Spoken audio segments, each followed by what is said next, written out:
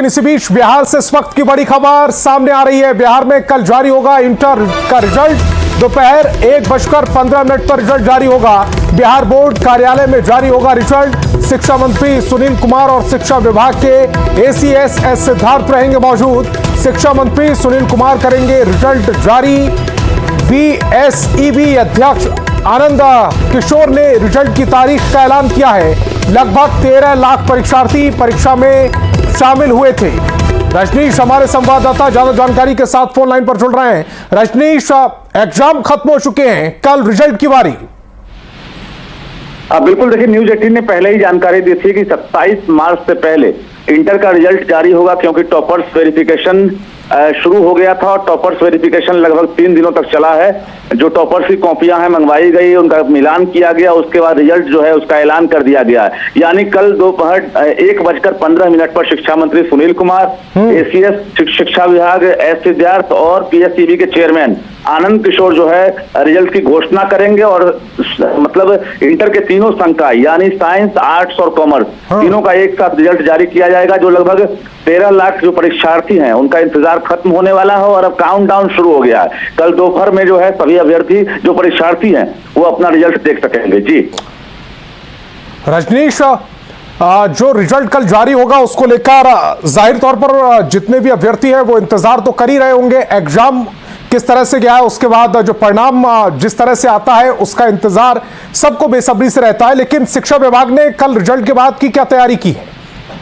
बिल्कुल, देखिए कैलेंडर के तहत काम किया जा रहा है। और बता दें आपको, यही बिहार है जहां पर टॉपर्स घोटाला हुआ था और टॉपर्स घोटाला के बाद जो टॉपर्स हैं उनका फिजिकली वेरिफिकेशन किया जाता। और पिछले लगभग 7-8 साल से प्रक्रिया चल रही है और उसके बाद कोई सवाल ना खड़ा हो, इसको लेकर कई स्तर से मिलान किया जाता है, क्रॉस चेक। और बता दें सबसे बड़ी खबर यह है कि 31 मार्च तक एक टारगेट रखा गया है कि इंटर के बाद हम रिजल्ट मैट्रिक का भी जारी कर दें, जिसको लेकर भी कल चेयरमैन आनंद किशोर जो है कल रिजल्ट की तारीख के बारे में जानकारी दें कि मैट्रिक का भी रिजल्ट जो इसी महीने में चांस है कि 31 मार्च से पहले रिजल्ट जारी हो जाएगा। और जिसको लेकर टॉपर्स वेरिफिकेशन जो है वो भी शुरू होगा जल्द। जी रजनीश, इस तमाम जानकारी के लिए आपका बहुत बहुत शुक्रिया।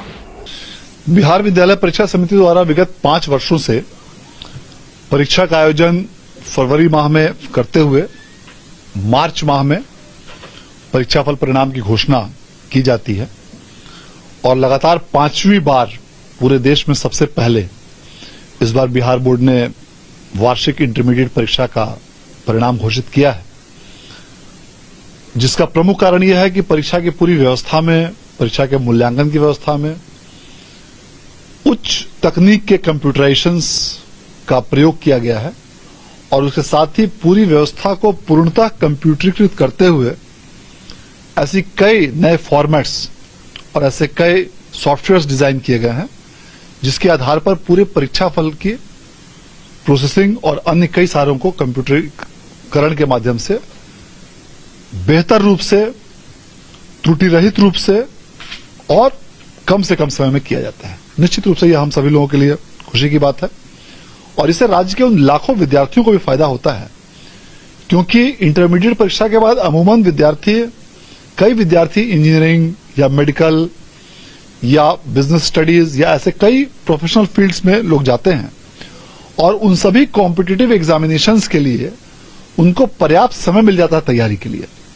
तो निश्चित रूप से यह विद्यार्थियों के लिए एक अच्छा अवसर है।